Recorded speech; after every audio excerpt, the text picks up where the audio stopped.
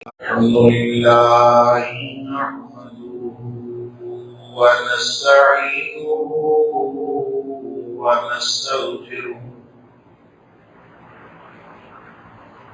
ونؤمن به ونتوكل عليه ونعوذ بالله من شرور أنفسنا ومن سيئات أعمالنا من يهده الله فلا مضل له ومن يضلل فلا هادي له وأشهد أن لا إله إلا الله وحده لا شريك له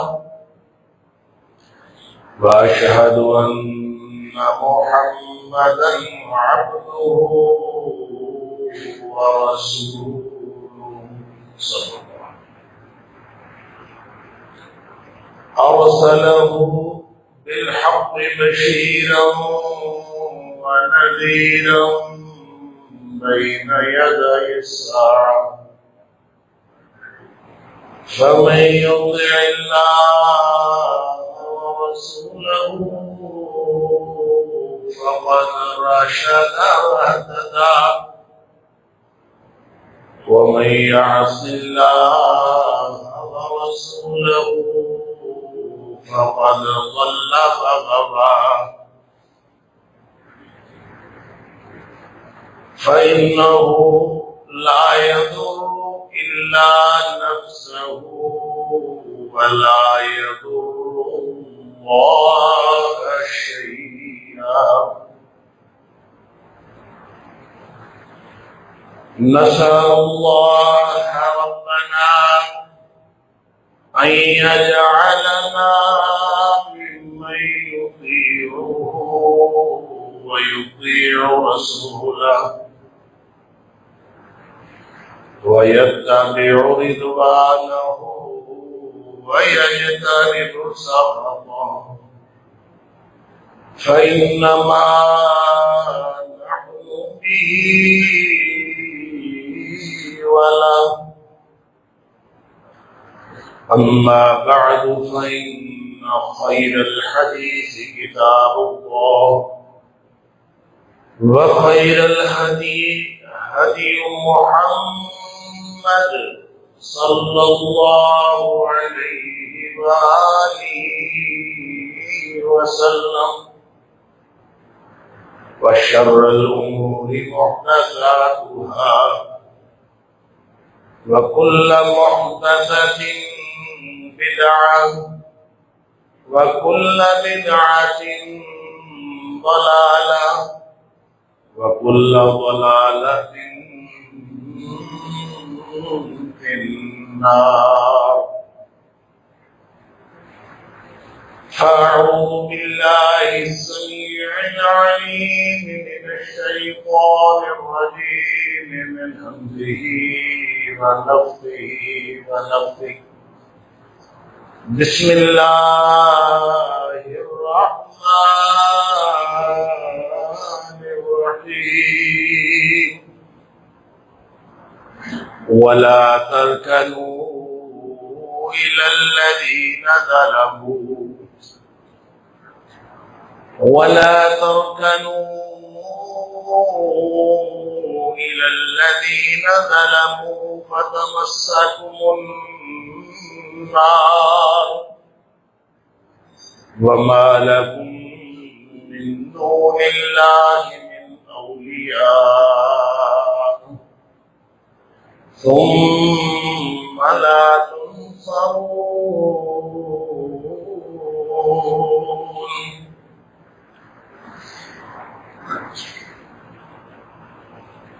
اور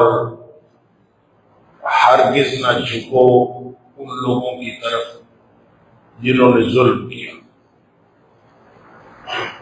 فتمسکم النار، اگر تم ایسا کرو گے تو تمہیں آگ لگ جائے گی. وَمَا لَكُم مِّن دُونِ اللَّهِ مِنْ أَوْلِيَاءَ، پھر اللہ کے علاوہ تمہارا کوئی دوست اور کارساز بھی نہیں ہوگا. ثُمَّ لَا تُنصَرُونَ، پھر تمہاری کسی بھی طرح کوئی مدد بھی نہیں کی جائے. صدق اللہ العظیم.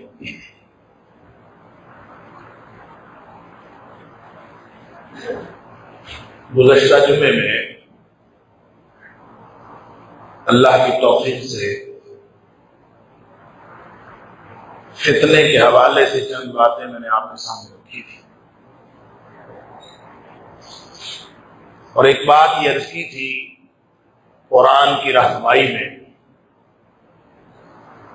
کہ وہ فتنہ جو زمین میں پھیل جاتا ہے وہ صرف چند لوگوں کو جنہوں نے ظلم کیا ہو انہی کو متاثر نہیں کرتا، بلکہ فتنہ تمام لوگوں کو اپنی لپیٹ میں لے لیتا ہے. لہذا کوئی شخص یہ نہ سمجھے کہ فساد ہے تو کسی اور کے گھر ہے، فتنہ ہے تو کسی اور کے گھر ہے، افراتفری ہے تو کہیں اور ہے، مظالم ہے تو کہیں اور ہے، میں تو بچا ہوا ہوں، میرے تو معاملات درست ہیں. اللہ اکبر. کسی شاعر نے کہا تھا اے چشم اشمار ذرا دیکھ تو صحیح، یہ گھر جو جل رہا ہے کہیں تیرا گھر نہ ہو، کہیں ہمارا اپنا گھر تو نہیں جل رہا ہے، کہیں ہم بھی اس فتنے کی لپیٹ میں تو نہیں، ہم جو اپنے آپ کو محفوظ سمجھے بیٹھے ہیں. تو اللہ کریم قرآن میں تنبیہ فرماتا ہے کہ وَاتَّقُوا فِتْنَةً لَا تُصِيبَنَّ الَّذِينَ ظَلَمُوا مِنْكُمْ خَاصَّةً، اس فتنے سے بچ جاؤ، اس سے بچنے کی فکر کرو، اس سے بچنے کے لیے کوئی پلاننگ کرو. وہ فتنہ جو صرف ظالم لوگوں کے لیے خاص طور پر نہیں ہوگا بلکہ سارے لوگ اس کی لپیٹ میں آ جائیں گے. اللہ اکبر. اس فتنے سے بچنے کی فکر کرو. اللہ، کیسے بچنا ہے اس فتنے سے؟ اپنے آپ کو کس طرف رکھیں، کیا کریں؟ اللہ اکبر. فتنے کے دور میں سب سے بڑی آزمائش یہی ہوتی ہے، اور فتنہ ہوتا ہی سب سے بڑا یہ ہے کہ آدمی کو یہی نہ پتا چلے کہ میں نے کرنا کیا ہے. یہ فتنے کی سب سے بڑی نشانی. اللہ، کہ آدمی کو یہ سمجھ نہیں آتی کہ میں نے کیا کرنا. میں نے ایک حدیث آپ کے سامنے رکھی تھی کہ نبی پاک صلی اللہ علیہ وسلم بادر بالاعمال فتنا کقطع اللیل المظلم، اندھیری رات کی طرح چھا جانے والے فتنوں سے پہلے عمل کر لو. مطلب جب فتنہ چھا جاتا ہے تو پھر تو عمل کرنے کی توفیق بھی باقی نہیں رہتی، پھر تو آدمی کو کچھ سجھائی نہیں دیتا. جب اندھیری رات کی طرح فتنے چھا جائیں تو کچھ سجھائی نہیں دیتا. ایک تو یہ پتہ نہیں چلتا کہ سچ کیا ہے اور جھوٹ کیا ہے، اور سچ اور جھوٹ سارے ایک دوسرے میں خلط ملط ہو جاتے ہیں. اللہ اکبر. اور دوسرا، اندھیری رات کی طرح جب فتنے چھا جاتے ہیں تو انسان کو خود اپنا راستہ سجھائی نہیں دیتا کہ میں کیا کروں، میرے لیے کون سا لائق عمل ہے، کون سا طرز عمل ہے جو میں اختیار کروں تو میں اللہ کی خوشنودی میں آ سکتا ہوں، میں اللہ کی ناراضگی سے بچ سکتا ہوں. یہ فتنے کی بنیادی نشانیوں کے اندر یہ بات شامل ہوتی ہے کہ انسان کو کچھ سجھائی نہیں. اللہ، یہ شر اور فتنے میں ہمیشہ یہی ہے. سورہ نور کے اندر اللہ کریم نے ایک بات ارشاد فرمائی ہے فَلْيَحْذَرِ الَّذِينَ يُخَالِفُونَ عَنْ أَمْرِهِ أَن تُصِيبَهُمْ فِتْنَةٌ، کہ وہ لوگ جو اللہ کے رسول صلی اللہ علیہ وسلم کی بات کی مخالفت کرتے ہیں، فَلْيَحْذَرِ الَّذِينَ يُخَالِفُونَ عَنْ أَمْرِهِ، جو اللہ کے رسول صلی اللہ علیہ وسلم کی بات کی مخالفت کرتے ہیں وہ ڈر جائیں اس بات سے ان تصیبہم فتنہ، یہ کہ ان کو کوئی فتنہ نہ پہنچے. لہذا جو اللہ کے رسول صلی اللہ علیہ وسلم کے احکام کی پیروی چھوڑ دیتا ہے سب سے پہلے وہ جس فتنے کا شکار ہوتا ہے وہ فتنہ یہی ہوتا ہے کہ اس کو کچھ سجھائی نہیں دیتا کہ میں نے کرنا کیا. اور فتنے کی سب سے بڑی خصوصیت یہی ہوتی ہے کہ وہ اندھیری رات کی طرح چھا جاتا ہے. پھر بڑے بڑے علماء اس فتنے میں بہ جاتے ہیں، بڑے بڑے فقہاء اس فتنے میں بہ جاتے ہیں۔ کوئی اللہ ماشاء اللہ جس کو اللہ تعالیٰ توفیق دیتا ہے وہ فتنے سے بچتا ہے، وگرنہ سارے کے سارے اس فتنے کے شکار۔ میں نے آپ کو وہ صحیح بخاری کی حدیث بھی آپ کے سامنے رکھی تھی، جس میں نبی پاک صلی اللہ علیہ وسلم نے فرمایا کہ جب عذاب کسی قوم کے اوپر آتا ہے، اللہ اکبر، اذا انزل اللہ تعالی عذابا بقوم، جب اللہ کسی قوم کے اوپر کسی بھی طرح کا کوئی عذاب نازل کرتا ہے، اصاب العذاب من کان فیہ، وہ عذاب ہر ایک کو پہنچ جاتا، نیک بھی بد بھی چھوٹے بڑے سب اس میں رگڑے۔ ہاں قیامت والے دن ثم بعثوا علی اعمالہم، قیامت والے دن اللہ تعالیٰ جب اٹھائے گا تو ہر شخص اپنے عمل کے مطابق اٹھائے گا، کس کا عمل کتنا اللہ اس کے رسول صلی اللہ علیہ وسلم کی مطابقت میں تھا اور کتنا ان کی مخالفت میں تھا، اس سے پتہ چلے گا۔ لیکن نبی پاک صلی اللہ علیہ وسلم فرماتے ہیں کہ جو لوگ اللہ کے رسول صلی اللہ علیہ وسلم کی کسی بات کی مخالفت کرتے ہیں وہ بچ جائیں اس بات سے اور ڈر جائیں اس بات سے ان تصیبہم فتنہ او یصیبہم عذاب الیم، ان کو کوئی فتنہ پہنچے یا ان کو دردناک عذاب پہنچے۔ تو علماء مفسرین نے لکھا ہے وہاں پہ کہ عذاب العلیم جو دردناک عذاب ہے اللہ کے رسول صلی اللہ علیہ وسلم کی کسی بات کی مخالفت کرنے کی وجہ سے جو دردناک عذاب ہے یہ تو آخرت میں ہوگا، دنیا میں جو پہنچے گا وہ فتنہ، فتنے کا معنی آزمائش بھی ہے، فتنے کا معنی مصیبت بھی ہے، اور فتنے کا مطلب ابتلا ہے کہ آپ کسی امتحان میں ڈال دیے جائیں، کسی مصیبت میں ڈال دیے جائیں، یا ایسا فتنہ ہو جس میں کچھ سجھائی نہ دے، آپ اسی فتنے میں ڈال دیے جائیں۔ اللہ، تو سب سے پہلا فتنہ اور فتنے کی وہ سب سے پہلا اور اولین اور نمایاں پہلو جس میں وہ لوگ مبتلا ہو جاتے ہیں، جو لوگ اللہ اور اس کے رسول صلی اللہ علیہ وسلم کی بات کی مخالفت کرتے ہیں، وہ ہوتا ہی یہی ہے کہ ان کو ہدایت کا راستہ نہیں ملتا، ان کو سمجھ نہیں آتی کہ جانا کدھر ہے، راستہ گم ہو جاتا، اور جس کا راستہ گم ہو جائے وہ کدھر جائے۔ نبی اکرم صلی اللہ علیہ وسلم نے فرمایا، میں نے آپ کے سامنے یہ حدیث پچھلے جمعے میں رکھی تھی کہ العبادۃ فی الحرج کہجرۃ الیہ، بڑی مختصر، جامع اور پوری زندگی کی پالیسی ہے یہ حدیث۔ نبی کریم صلی اللہ علیہ وسلم نے فرمایا، یہ مسلم شریف کے اندر بھی ہے اور دیگر کتابوں میں موجود ہے، حضرت معقل بن یسار رضی اللہ تعالیٰ نے حدیث کے راوی ہیں، یہ پالیسی ہے، اللہ کے رسول صلی اللہ علیہ وسلم نے پالیسی دی کہ جب تم کسی بات میں پھنس جاتے ہو، تمہیں یہ سمجھ نہ آئے کہ میں کہا، اور یہ سمجھ اسی وقت کی بصارت انسان کی گم ہو جاتی ہے جب انسان اللہ اس کے رسول صلی اللہ علیہ وسلم کے احکام کی مخالفت کرتا ہے۔ جب آپ، اور قرآن نے واضح طور پر فرمایا فَلْيَحْذَرِ الَّذِينَ يُخَالِفُونَ عَنْ أَمْرِهِ أَن تُصِيبَهُمْ فِتْنَةٌ، جو لوگ اللہ اور اس کے رسول صلی اللہ علیہ وسلم کی بات کی مخالفت کرتے ہیں وہ ڈر جائیں اس بات سے کہ ان کو فتنہ نہ ہو۔ اور فتنے کی سب سے پہلی شکل یہ ہوتی ہے کہ انسان ہوتا گمراہی پر ہے، سمجھ رہا ہوتا ہے کہ یہ ہدایت ہے۔ سب سے نمایاں پہلو، نمایاں جو فتنے کا جو ہر شخص کو پہنچتا ہے وہ یہ، اگر وہ مبتلا ہوا ہے فتنے میں، اور اگر وہ اس وجہ سے مبتلا ہوا ہے کہ اس نے اللہ اور اس کے رسول صلی اللہ علیہ وسلم کی کسی بات کی مخالفت کرنے سے جو فتنہ اس تک پہنچتا ہے وہ گمراہی کا فتنہ ہوتا ہے، اور نہ صرف گمراہی کا فتنہ ہوتا ہے بلکہ اس فتنے کے اندر یہ بات شامل ہوتی ہے کہ انسان ہوتا گمراہی پہ ہے، سمجھ رہا ہوتا ہے کہ یہ ہدایت سب سے خطرناک اور خوفناک ہوتا ہے، جس کو شاہ ولی اللہ علیہ الرحمہ نے ایجاد سوء معرفت کہا۔ شاہ ولی اللہ علیہ الرحمہ نے 3 باتیں لکھی۔ وہ کہتے ہیں کہ انسان جب ہدایت کے راستے پر جانا چاہتا ہے، اللہ اکبر، تو 3 بڑی بڑی رکاوٹیں ہوتی ہیں۔ انسان جانا چاہتا ہے ہدایت کے راستے پہ، سب سے پہلی رکاوٹ جو اس کو پڑتی ہے وہ اس کا اپنا طبیعت کا، اپنے مزاج کا قرآن و حدیث سے اور قرآن و سنت سے مطابق نہ ہونا ہے۔ قرآن کسی اور بات کا حکم دیتا ہے، ہمارا مزاج کسی اور چیز کا حکم دیتا ہے۔ نبی پاک صلی اللہ علیہ وسلم کچھ اور فرماتے ہیں، ہمارا دل کچھ اور کرتا۔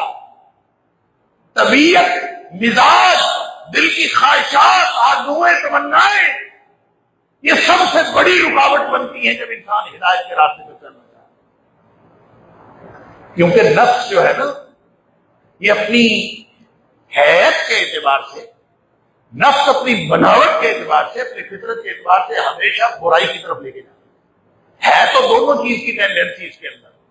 وَنَفْسٍ وَمَا سَوَّاهَا فَأَلْهَمَهَا فُجُورَهَا وَتَقْوَاهَا، اس میں نیکی بھی ہے، اس میں برائی بھی ہے۔ لیکن اللہ کریم نے یہ نہیں فرمایا کہ اس میں نیکی ہے اور برائی ہے، فرمایا اس میں برائی ہے اور نیکی ہے۔ برائی پہلے ہے، فَأَلْهَمَهَا فُجُورَهَا وَتَقْوَاهَا، اس میں برائی پہلے ہے، نیکی بعد میں ہے۔ اور پھر قرآن کہتا ہے وَأَنَّ النَّفْسَ لَأَمَّارَةٌ بِالسُّوءِ، یہ ہمیشہ برائی کا حکم دیتا ہے، اِلَّا مَا رَحِمَ رَبِّي، سوائے اس نفس کے جس پر اللہ کی رحمت ہوتا ہے۔ ہر نفس آپ کو برائی کی طرف لے جاتا ہے، لہذا پہلی رکاوٹ جو ہوتی ہے وہ انسان کا نفس ہے، یہ نیکی کی طرف جاتا نہیں ہے، نیکی کی طرف اس کو باندھ کر لانا پڑتا ہے۔ جیسے بلندی کی طرف نیکی ہے، یوں سمجھ لیجئے، اور پستی کی طرف برائی ہے۔ اس کو ڈھیلا چھوڑ دیں گے تو کدھر جائے گا؟ یہ پستی کی طرف جائے گا۔ بلندی کی طرف لے جانے کے لیے محنت کرنی پڑتی ہے، اس کے مزاج کے خلاف۔ ظاہر ہے آپ کا اسٹریم جب آپ کو تیرنا پڑے، جدھر لوگ جا رہے ہیں، جدھر سارا محلہ جا رہا ہے، جدھر سارا معاشرہ جا رہا ہے، جدھر ندی کا پانی جا رہا ہے، ادھر تو تیرنا بڑا آسان ہے، آپ چھلانگ لگائیں اور وہ خود ہی لے جائے گا آپ کو۔ لیکن اگر آپ کو پانی کی مخالف سمت چلنا پڑے، یہ بڑا مشکل کام، اس پر نفس کو باندھنا پڑتا ہے۔ اس لیے نبی اکرم صلی اللہ علیہ وسلم نے فرمایا کہ حجبت الجنت بالمکارہ وحجبت النار بالشہوات، جنت کے گرد جن چیزوں کی باڑ کی گئی ہے وہ ان چیزوں کی باڑ ہے جس کی طرف انسان کا نفس جاتا نہیں۔ انسان کا نفس جن کو پسند نہیں کرتا، جہاں اس کو مجبور کر کے لے جانا پڑتا ہے، مجبور کر کے نیکی کرانی پڑتی ہے، اسی سے تو جنت ملتی ہے۔ جب آپ مزاج کے مطابق کرنا شروع کر دیں، جو دل چاہتا ہے، جو مزاج یاد میں آئے، جو میرا جسم میری مرضی، میری زندگی میری مرضی، میں جو مرضی کروں، جب انسان اس طرح کی زندگی گزارنا شروع کر دے تو وہ کبھی بھی جنت میں نہیں لے جا سکتی۔ اس طرح کا طرز زندگی اس کو جہنم میں لے کے جاتا ہے۔ وحجبت النار بالشہوات، لہذا یہ تو زندگی میں پہلے قدم پہ امتحان ہے کہ آپ اگر ہدایت کے راستے پر اگر ہدایت کے راستے پر جانا چاہتے ہیں تو نفس کو خواہشات سے روکنا پڑتا ہے۔ اللہ وَأَمَّا مَنْ خَافَ مَقَامَ رَبِّهِ، جس کو اللہ تعالیٰ کا یہ نظام سمجھ میں آ گیا اور اسے یہ سمجھ میں آ گیا کہ میں جو کچھ کر رہا ہوں اس کا مجھے جواب دینا پڑے گا قیامت والے دن۔ وَأَمَّا مَنْ خَافَ مَقَامَ رَبِّهِ، وہ اپنے رب کے سامنے کھڑا ہونے سے ڈرتا، اللہ کا قیامت کو کیا جواب دوں گا، میں کہاں تھا، میں کن کے ساتھ تھا، میں کیا کرتا تھا، کیا میرا طرز عمل تھا، جس کو اللہ سے یہ ڈر لگ گیا کہ میں نے اللہ کو جواب دینا ہے۔ وَنَهَى النَّفْسَ عَنِ الْهَوَىٰ، اس کا پہلا اثر پھر یہ ہوتا ہے کہ انسان اپنے نفس کو لگام دے کہ نہ بھائی تیری مرضی نہیں چلتی، مرضی چلے گی تو اللہ اس کے رسول صلی اللہ علیہ وسلم، جس نے اس کو لگام دے گی وہی اس رکاوٹ سے باہر نکلے گا اور ہدایت کے راستے پر جائے گا، اور جس نے اس کو لگام نہیں دی وہ پھر ہدایت کے راستے میں نہیں جا سکتا۔ وَأَمَّا مَنْ خَافَ اما من خاف مقام ربه ونهى النفس عن الهوى فإن الجنة هي المأوى، یہ جنت کا راستہ ہے۔ اور وہ شخص اما من طغى وآثر الحیات الدنیا، جس نے اللہ اس کے رسول صلی اللہ علیہ وسلم کے قانون سے بغاوت کر دی، اس نے کہا میں تو اپنی مرضی سے زندگی گزاروں گا، میں کیوں خواہ مخواہ کسی کی مرضی سے زندگی گزاروں، میری زندگی ہے میری مرضی، اس نے بغاوت کر دی۔ فاما من طغى وآثر الحیات الدنیا، اور اس نے دنیا کی زندگی کو ترجیح دے دی کہ مجھے یہاں کا فائدہ مل جائے، آخرت کا دیکھی جائے، دنیا کا فائدہ مل جائے، بس اس نے یہ سوچ لیا، فرمایا فإن الجحیم هی المأوى، اس کا ٹھکانہ جہنم کے علاوہ اور کوئی نہیں ہو سکتا۔ لہذا یہ پہلا مرحلہ جو شاہ ولی اللہ علیہ رحمہ نے کہا کہ انسان ہدایت کے راستے پر چلنے میں سب سے بڑی رکاوٹ، جو پہلی رکاوٹ ہے، یہی سب سے بڑی رکاوٹ لگتی ہے کہ اپنے مزاج کے اس دائرے سے اور حجاب طبع سے باہر تو آئے۔ یہ طبیعت کی رکاوٹ ہے، یہ محنت لگتی ہے، ایسے ہی نفس قابو میں نہیں آتا، اس کو محنت کے ساتھ قابو کرنا پڑتا۔ تو جو کوئی شخص اس رکاوٹ سے نکل آتا ہے، اس کو قابو کر بھی لیتا، تو اگلا مرحلہ جو دوسرا اس کو پیش آتا ہے وہ حجاب رسم ہے، ماحول کی رکاوٹ۔ ماحول اس کو سپورٹ نہیں کرتا، نہ صرف یہ کہ ماحول سپورٹ نہیں کرتا، ماحول مخالفت کرتا، ماحول نیکی کے راستے پر اس کو چلنے نہیں دیتا۔ وہ اگر جانا چاہتا ہے نیکی کے راستے پر تو اس کو ہزار رکاوٹیں ماحول سے ملتی ہیں، اور اگر وہ برائی کے راستے پر جانا چاہے تو اس کو ہزار قسم کی فیسلٹیز معاشرہ عطا کرتا۔ انا للہ و انا الیہ راجعون۔ ظاہر ہے کہ ظلم کا معاشرہ ہوتا ہے، جو جرم کا معاشرہ ہوتا ہے، جو نفاق کا معاشرہ ہوتا ہے، جو بے ایمانی کا معاشرہ ہوتا ہے، اس معاشرے کے اندر تو مادیت ہوتی ہے، اس معاشرے کے اندر کبھی ایمانیت نہیں ہوتی، اور ایمان کی بنیاد پر فیصلے نہیں ہوتے، وہ سارے کے سارے مادیت کی بنیاد پر ہوتے۔ لہذا جو کوئی ایمان کی زندگی گزارنا چاہے، ایمان کے تقاضے پورے کرنا چاہے، تو اس کے لیے تو رکاوٹ نہیں رکاوٹیں۔ لہٰذا حجاب رسم جو دوسری رکاوٹ، اور اس کی تفصیلات آپ سب جانتے ہیں کہ جو کوئی چلنا چاہتا ہے اس کو کتنے رکاوٹوں کا سامنا کرنا پڑتا ہے۔ اللہ اکبر۔ اور آخری اور تیسری رکاوٹ جو شاہ ولی اللہ نے لکھی، وہ سب سے بڑی رکاوٹ وہ اس کو کہتے ہیں، اور مجھے اور خطرناک رکاوٹ، اور جو اللہ کریم نے قرآن میں فرمایا نا فَلْيَحْذَرِ الَّذِينَ يُخَالِفُونَ عَنْ أَمْرِهِ أَن تُصِيبَهُمْ فِتْنَةٌ، وہ جو تیسری رکاوٹ ہے اصل میں وہ فتنے کا سب سے نمایاں اور پہلا پہلو، وہ یہ ہے حجاب سوء معرفت، کہ پہچان میں غلطی کر جانا۔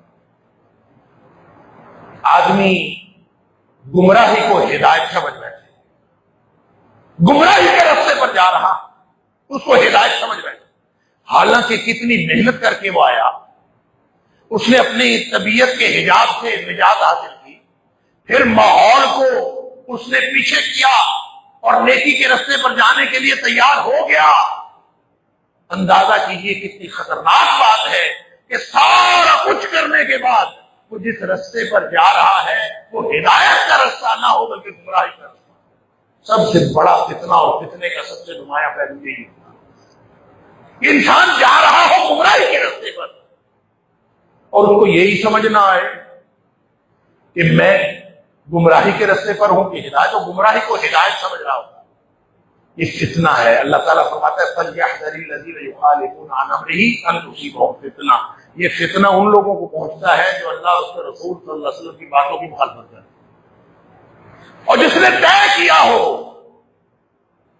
میں مرتا مر جاؤں لیکن میری زندگی اللہ اس کے رسول صلی اللہ علیہ وسلم کی تعلیمات پر عمل کرنے کے لیے ہے، اور اس نے طے کیا ہو کہ ان صلاتی و نسکی و محیای و مماتی للہ رب العالمین، میری نماز، میری قربانی، میرا جینا مرنا، میرا سب کچھ اللہ کے لیے ہے، جس نے یہ طے کیا ہو اور اس کو پتا ہو کہ اس وقت سے نبی پاک صلی اللہ علیہ وسلم کی کسی اور کو اسوہ میرے لیے قابل تقلید نہیں ہے.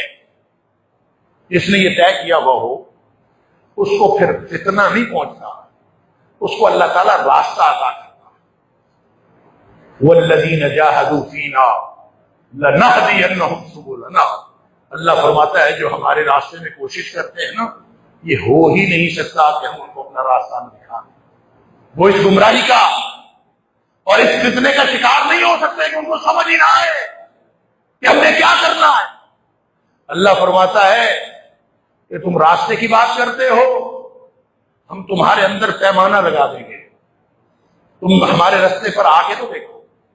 یا ایھا الذین آمنوا، اے ایمان کا دعویٰ کرنے والو، ان تتقوا اللہ، تم اپنی زندگی کا منہج طے کر کے تو دیکھو کہ اللہ میری زندگی صرف اس لیے ہے کہ میں تجھے راضی کروں. اللہ میری زندگی صرف اس لیے ہے کہ میں تیری ناراضگی سے بچ جاؤں. ان تتقوا اللہ، تم یہ والا منہج زندگی اختیار کر کے تو دیکھو. فرمایا اگر تم کر لو گے نا ان تتقوا اللہ، بس یہ طے کرنا ہے کہ اللہ آج کے بعد میں کوئی چھوٹی سے چھوٹی ایسی حرکت نہیں کروں گا جو تیری ناراضگی کا باعث ہے، اور اللہ میں کوئی چھوٹے سے چھوٹا ایسا کام چھوڑوں گا نہیں جو تیری خوشنودی کا باعث بنے. جس نے یہ طے کر لیا وہ متقی ہے. قرآن کہتا ہے ان تتقوا اللہ، تم اگر اللہ کے ساتھ یہ رشتہ طے کر لو، بناؤ تو صحیح، اللہ کے ساتھ بات تو کرو کہ اللہ آج کے بعد میں تیرا. فرمایا یجعل لکم فرقانا، تم بات کرتے ہو صحیح راستے کی کہ وہ سمجھ نہیں آتا، تم بات کرتے ہو فتنے کی، تم اندھیری رات کی طرح چھا جانے والے فتنوں سے پریشان ہو، تم ارد گرد کے ماحول سے پریشان ہو، ہم تمہارے اندر پیمانہ لگا دیں گے کہ تمہیں ہر وقت سمجھ میں آ جایا کرے گا کہ صحیح کیا ہے غلط کیا ہے. تم صرف اپنے لیے نہیں، تم لوگوں کے لیے بھی روشنی کا مینارہ بن جاؤ گے کہ لوگوں کو بھی بتا سکو کہ سیدھا یہ ہے اور الٹا یہ ہے، سچ یہ ہے، جھوٹ یہ ہے. حالات جتنے مرضی خراب ہو، اللہ اہل ایمان کو اور اہل تقویٰ کو سیدھا راستہ دکھائی دیتے. یجعل لکم فرقانا، اللہ تعالیٰ فرماتا ہے تمہارے اندر میں حق اور باطل کی پہچان پیدا کر دوں. تمہیں سمجھ آنا شروع ہو جائے گی. ساری دنیا کسی اور کو حق سمجھ رہی ہو، لیکن وہ اگر باطل ہے تو اللہ تمہیں سمجھا دے گا کہ وہ باطل ہے. ایک شخص حق پہ کھڑا ہو وہ ان ساری دنیا کے لوگوں سے بہتر ہے جو باطل پہ کھڑے. وہ حدیث سنی ہوئی ہے آپ سب. یعنی فتنے کے دور میں تو سب سے زیادہ اس چیز کی ضرورت ہے کہ ہر معاملے میں رہنمائی نبی کریم صلی اللہ علیہ وسلم. اس لیے آپ نے فرمایا العبادۃ فی الحرج کہجرۃ الیہ. جب تم افراتفری کے دور میں، فتنے کے دور میں اور لوگوں کے معاملات جب خلط ملط ہو جائیں، آپ کو پتا ہے حرج کا معنی قتل و غارت گری بھی ہوتا ہے، حرج کا معنی خونریزی بھی ہوتا ہے، حرج کا معنی فتنہ بھی ہوتا ہے، حرج کا مطلب فساد بھی ہوتا ہے، حرج کا مطلب بگاڑ بھی ہوتا ہے، حرج کا مطلب معاملات کا خلط ملط ہو جانا بھی ہوتا ہے. حرج کا مطلب وہ افراتفری بھی ہوتا ہے جس میں لوگوں کو سمجھ ہی نہ آئے کہ ہم نے جانا کہاں. لہذا محدثین نے یہاں حرج کی جو ڈیفینیشن کی ہے وہ کہتے ہیں المراد ہنا، اس جگہ پہ جو حرج سے مراد ہے الفتنہ، اس سے مراد فتنہ ہے. اور وَاخْتِلَاطُ أُمُورِ النَّاسِ، یہاں حرج سے مراد ایسا ماحول ہے جہاں لوگوں کے معاملات خلط ملط ہو جائیں، پتہ ہی نہ چلے سچ کیا ہے جھوٹ کیا ہے. وہی احادیث جو ساری آپ نے سنی ہوئی ہے فتنے کی کہ سچ جھوٹ بن جائے گا، جھوٹ سچ بن جائے گا. سچے کے اوپر لوگ اعتماد نہیں کریں گے، جھوٹا پر اعتماد کریں گے. سچے کو لوگ جھوٹا سمجھیں گے، بددیانت کو لوگ دیانتدار سمجھیں گے، دیانتدار کو بددیانت سمجھیں گے. اندازہ تو کریں ایسے ماحول میں ہم جائیں کدھر. اللہ کے رسول صلی اللہ علیہ وسلم العبادۃ فی الحرج کہجرۃ الیہ. تم نے جانا ہے تو اللہ اور اس کے رسول صلی اللہ علیہ وسلم جانا ہے. اور جانے کا مطلب ہجرت ہوتا ہے، جانے کا مطلب ہجرت ہوتا ہے. اور اگر اس نے ہجرت کر لی ساری دنیا سے، وہ الگ ہو گیا، تو کس سے ہوگا؟ فرمایا العبادۃ فی الحرب، جب افراتفری ہوتی ہے، معمولات خراب ہو جاتے ہیں، تو عبادت کا معمول بھی خراب ہو جاتا ہے، اللہ کی بندگی کے تقاضے پورا ہونا بند ہو جاتے ہیں۔ اور جو شخص افراتفری کے ماحول میں بھی اللہ کی بندگی کے ساتھ جڑا رہے، سمجھ لیجئے کہ اس نے نبی پاک صلی اللہ علیہ وسلم کی طرف ہجرت کر لی۔ وہ جو آپ حدیث سنتے ہیں انما الاعمال بالنیات، عملوں کو دار و دار نیتوں پر ہے، اس کا اگلا حصہ یہی تو ہے وَإِنَّمَا لِكُلِّ امْرِئٍ مَّا نَوَىٰ، ہر شخص کے لیے وہی کچھ ہے جس کی اس نے نیت کی۔ فَمَنْ كَانَتْ هِجْرَتُهُ إِلَى اللَّهِ وَرَسُولِهِ، جس کی ہجرت اللہ اور اس کے رسول صلی اللہ علیہ وسلم کی طرف ہوگی، فَهِجْرَتُهُ إِلَى اللَّهِ وَرَسُولِهِ، اس کی ہجرت اللہ اور اس کے رسول کے کھاتے میں گنی جائے گی۔ وَمَنْ كَانَتْ هِجْرَتُهُ لِدُنْيَا يُصِيبُهَا أَوْ امْرَأَةٍ يَنكِحُهَا، اور جس نے ہجرت کی، شہر چھوڑا، ملک چھوڑا، یا تو دنیا حاصل کرنے کے لیے یا پھر کسی عورت سے شادی کرنے کے لیے، فَهِجْرَتُهُ إِلَىٰ مَا هَاجَرَ إِلَيْهِ، تو اس کی ہجرت اسی کھاتے میں گنی جائے گی جس کھاتے میں، جس مقصد کے لیے اس نے جس نیت کے ساتھ ہجرت کی۔ لہذا العبادۃ فی الحرج، جب آپ افراتفری کے ماحول میں اللہ کی بندگی کے ساتھ جڑ جاتے ہیں، فتنے سے بچنے کے لیے اور کیا کرنا؟ فتنے سے نکلو، اللہ کی بندگی کے ساتھ جڑو، کا ہجرت ہی نہیں لگے گا، ایسی ہے جیسے تم لوگوں نے میری طرف ہجرت کی۔ اور ویسے بھی نبی پاک صلی اللہ علیہ وسلم نے ہجرت کی جو ڈیفینیشن کی ہے، ہجرت کا معنی لازمی طور پر شہر چھوڑنا، ملک چھوڑنا نہیں ہوتا۔ نبی کریم صلی اللہ علیہ وسلم المہاجر من حاجر ما نہی اللہ عنہ، مہاجر اصل میں وہ ہے جو آج بیٹھا بیٹھا فیصلہ کر لے کہ میں نے ہر وہ چیز چھوڑ دینی ہے جو اللہ نے منع کی ہے۔ اللہ اور اس کے رسول صلی اللہ علیہ وسلم کی منع کردہ ہر چیز ترک کر دینا، یہی تو ہجرت ہے۔ تو گھر میں بیٹھے بیٹھے بھی ہجرت ہو سکتی ہے، اپنے ماحول میں بیٹھے بیٹھے بھی ہجرت ہو سکتی ہے، لیکن وہ ہجرت کیا ہے کہ آپ طے کر لیں کہ اللہ اس کے رسول صلی اللہ علیہ وسلم کی منع کر دی ہر بات میں نے چھوڑ دی۔ لہذا العبادۃ فی الحرج، جب حالات افراتفری والے ہو اور سمجھ نہ آ رہی ہو کہ کدھر جانا ہے، سچے جھوٹے سب الغم بلغم ہو گئے ہو، تو تم اللہ کی بندگی کے ساتھ جڑے رہو۔ اللہ، تو چاہے تم اکیلے ہوگے، چاہے کوئی تمہارے ساتھ نہیں ہوگا، چاہے تم تنہا ہو جاؤ گے۔ میں نے حدیث رکھی تھی کہ سیکون غریبا، جب اسلام آیا تھا، ان الاسلام بدا غریبا، جب آیا تھا تب بھی اجنبی تھا، اکیلے لوگ تھے، کوئی معاشرے میں ان کو اہمیت نہیں دیتا تھا۔ وسیعود غریبا، ایک عنقریب دور آئے گا پھر ہی اجنبی ہو جائے گا۔ فطوبی للغرباء، اور جو تنہا ہو جائیں، اکیلے ہو جائیں، معاشرے کے ساتھ نہیں جا سکتے، ان کے لیے خوشخبری ہے۔ اللہ، وہ حدیث آپ نے سنی ہوئی ہے کہ نبی کریم صلی اللہ علیہ وسلم نے فرمایا، یعنی یہ غرباء کون ہے، میں نے اس کے بارے میں بھی عرض کیا تھا کہ نبی پاک صلی اللہ علیہ وسلم سے صحابی نے پوچھ لیا، من الغرباء یا رسول اللہ، اللہ کے رسول، یہ غرباء تنہا ہو جانے والے معاشرے کے اندر مسفٹ لوگ ہیں کون؟ فرمایا الذین یحیون سنتی ویعلمونها عباد اللہ، یہ وہ لوگ ہیں کہ حالات جتنے مرضی خراب ہوں، یہ میری سنتوں کو زندہ رکھتے ہیں، میری سنتوں کو زندہ رکھتے ہیں، وَيُعَلِّمُونَهَا عِبَادَ اللَّهِ، اور لوگوں کو، اللہ کے بندوں کو یہ سکھاتے رہتے ہیں کہ اللہ کے رسول صلی اللہ علیہ وسلم کی سنت میں ہے۔ اللہ تعالیٰ ہم سب کو ان میں سے بنائے۔ تو وہ حدیث بخاری شریف کی آپ نے سنی ہوگی، تنہا ہو جانے میں کوئی حرج نہیں ہے اگر آدمی اللہ والا ہے۔ العبادۃ فی الحرج، اگر افراتفری میں آپ اللہ والے بن گئے، اللہ کی بندگی اور اللہ کے بندے بن گئے، تو اس سے بڑی اور کوئی بات نہیں۔ نبی کریم صلی اللہ علیہ وسلم بیٹھے تھے، آپ کے پاس ایک شخص گزرا، گھوڑے پہ سوار ہوگا، پورے تمطراق کے ساتھ جا رہا تھا۔ صحابہ کرام، کوئی صحابی پاس بیٹھا تھا نبی کریم صلی اللہ علیہ وسلم سے پوچھا یہ کون؟ اس نے تعارف کروایا، یہ فلاں بستی کا سردار ہے، بڑی سی مانتا ہے، جس کے گھر رشتے کا پیغام بھیجے لوگ اس کو رشتہ دینا فخر سمجھتے ہیں۔ اندازہ کیجیے کس طرح کا ہوتا ہے۔ یہ جب بات کرتا ہے لوگ اس کی بات سنتے ہیں۔ اللہ اگر کہیں کسی کی سفارش کر دے لوگ اس کی سفارش فوراً قبول کرتے ہیں۔ سمجھ آ گئی کس طرح کا آدمی تھا، کس اسٹیٹس کا آدمی تھا۔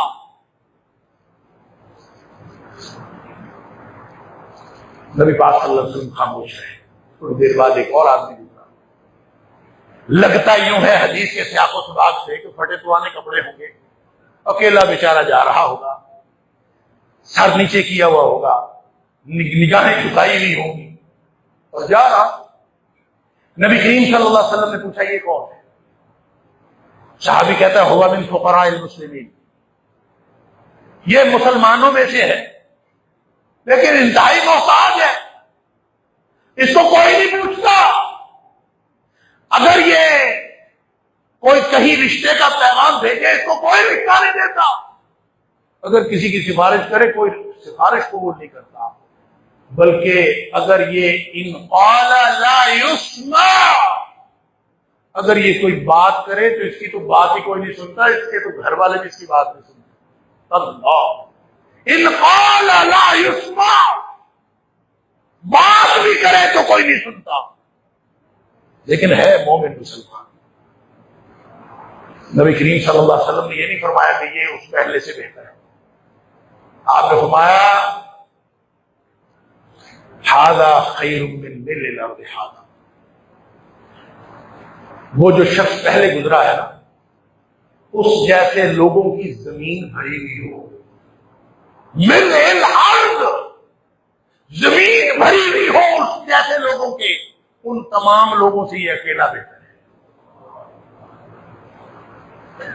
العبادۃ فی الحرج کہجرۃ الیہ، اللہ مجھے اور آپ کو ہم سب کو توفیق عطا فرمائے۔